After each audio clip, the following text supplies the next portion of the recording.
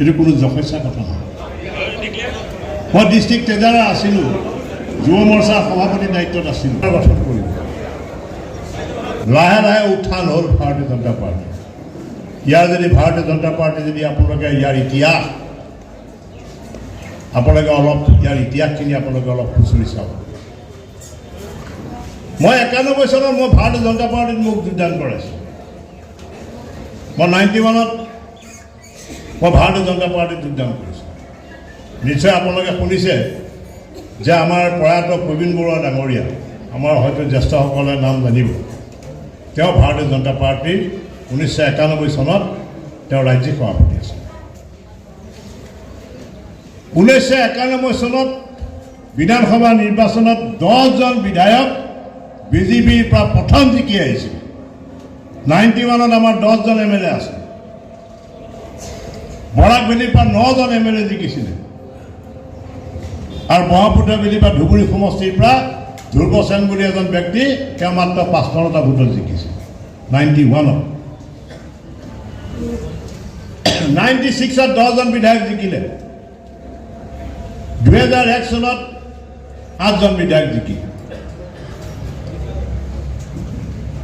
মই 91 চনত যেতিয়া যোগদান কৰিলোঁ, মোৰ দেউতা স্বাধীনতা সেনানী আছিলে, তেওঁ মুক্তিযোদ্ধা আছিল, তেওঁ কংগ্ৰেছী আছিল। প্ৰবীণ বৰুৱা ডাঙৰীয়া আৰু ভৱ গোস্বামী আপোনালোকে নাম শুনিছে, তেওঁ আমাৰ শোণিতপুৰৰ সভাপতি আছিল। যেতিয়া মোৰ ঘৰত গ'ল, তেওঁলোকক জলপান দিয়া হ'ল, জলপান খালে, মোৰ মাত দি দিবে, মোৰ জলপান দিলে। তেতিয়া প্ৰবীণ বৰুৱা ডাঙৰীয়াই মোৰ দেউতাক ক'লে যে আপোনাৰ ল'ৰাজন বিজেপিত দিয়ক। তেতিয়া মোৰ মায়ে ক'লে মোৰ ডাঙৰ ল'ৰাজন কংগ্ৰেছ, মোৰ দাদা কংগ্ৰেছ আছে। 2 নম্বৰজন তেওঁ ব্যৱসায় কৰে, এই 3 নম্বৰজন এইজন আছে, তাকে লৈ যায়।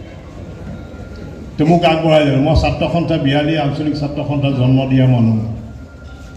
যেতিয়া অসম আন্দোলনৰ হ'ল, মই 42 আঞ্চলিক ছাত্ৰ সন্থা জন্ম দিয়া প্ৰথম ব্যক্তি মই আছোঁ। ইলেকশ্যন খেলিবলৈ হোৱা নাই, এতিয়াও সময় হোৱা নাই, ইয়াৰ পিছত খেলিম।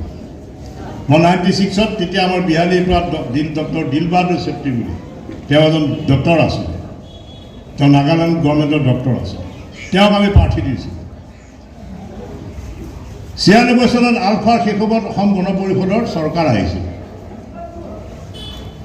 উগ্ৰপন্থীৰ সহায়ত চৰকাৰ গঠন হৈছিল হিতেশ্বৰ শইকীয়াৰ মৃত্যুৰ পিছত। মাত্ৰ 5জন মানুহ বিজেপি কৰা মানুহ বিয়ালে, মই চবতকৈ সৰু। এই 5জন, মোৰ এখন জীপ আছিল তেতিয়া, লেফটেণ্ট ড্ৰাইভাৰ উইলিছ জীপ এখন আছিলে। মোৰ ব্যৱসায় কৰোঁ তেতিয়া, মই ফুল চুইঙত মই বেপাৰী তেতিয়া। যেতিয়া আমি এখন জংঘলৰ ভিতৰত এখন গাঁৱত, তেতিয়া ৰাস্তা ঘাট বহুত বেয়া আছিলে, একদম ৰিম'ট এৰিয়া, মানে একদম জংঘলৰ কিনাৰত। 3জন মানুহ আহি পেলাই আমাক গাড়ী ঘেৰাও কৰিলে, গোটেই পোষ্টাৰ বেনাৰ চব দি পেলাই চলাই কাঠি মাৰি জ্বলাই দিলে। আৰু এজনে মোৰ মূৰত AK-47 হেৰি লগাইছে, বাকী 2জনে ৰিভলভাৰ লগাই কৈছে কালিৰ পৰা বিজেপি কৰিলে তহঁতে গুলিয়াই গৈ। আৰু সেইটো সময়তে 42 সমষ্টিত 8,000 ভোটত আমি বিজেপি আমি তাত লাভ কৰিছোঁ। 99ত R.P. শৰ্মা ডাঙৰীয়া MP খেলিছিলে। তেওঁ ভাৰতীয় জনতা পাৰ্টিৰ পৰা তেওঁ পাৰ্লিয়ামেণ্ট খেলিছিলে, মণিকুমাৰ চুব্বাৰ এগেইনষ্ট। 1,75,000 vote R.P. শৰ্মাই পাইছিলে সেইটো সময়। আৰু 42 সমষ্টিত 17,000 ভোট, তেতিয়া 99ত 17,000 ভোট, আৰু কংগ্ৰেছে পাইছিলে 23,000 ভোট। 6,000 ভোটত আমি পিছ পৰি আছোঁ। আৰু 2001 চনত মোক যেতিয়া প্ৰাৰ্থিত্ব দিলে, আমাৰ সাংগঠনিক তেতিয়া ইমান ভাল নহয়, কোনো বুথ কমিটি নাছিলে, মণ্ডল কমিটি ইমান নাছিলে। আমি কেইজনমান ব্যক্তিয়ে বিজেপি কৰোঁ, কিন্তু ৰাইজে আমাক আশীৰ্বাদ কৰিলে, আমি ইয়াৰ পৰা নিৰ্বাচিত হ'লোঁ। 2001ত বিধায়ক হ'লোঁ, ৰাষ্ট্ৰীয় যুৱ মৰ্চাৰ সম্পাদকৰ দায়িত্ব পালোঁ। 2006ত মই পুনৰ বিধায়ক হ'লোঁ।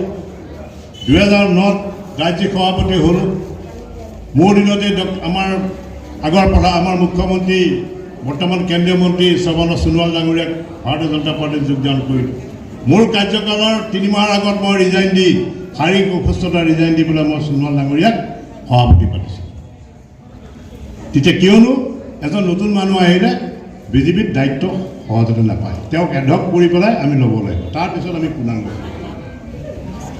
গতিকে চৰকাৰ আহিল 2014 চনত নৰেন্দ্ৰ মোদী ডাঙৰীয়াৰ নেতৃত্বত কেন্দ্ৰীয় চৰকাৰ আহিল 2016 চনত মুখ্যমন্ত্ৰী সৰ্বানন্দ সোণোৱাল হ'ল 2021 চনত পুনৰ ডক্টৰ হিমন্ত বিশ্ব শৰ্মা চৰকাৰ হ'ল পুনৰ দ্বিতীয়বাৰ নৰেন্দ্ৰ মোদী চৰকাৰ আহিল গতিকে এই উত্থানটো চাওক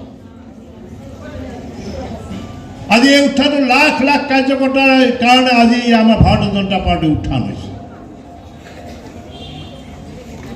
যিটো সময়ত দলৰ কোনো অস্তিত্ব নাছিলে সেইটো সময়ত এখন গাঁৱত এজন হ'লেও বিজেপি হৈ তেওঁ যাতে আমাৰ বিজেপিৰ যিখন ফ্লেগ সেই ফ্লেগখন ধৰি আছে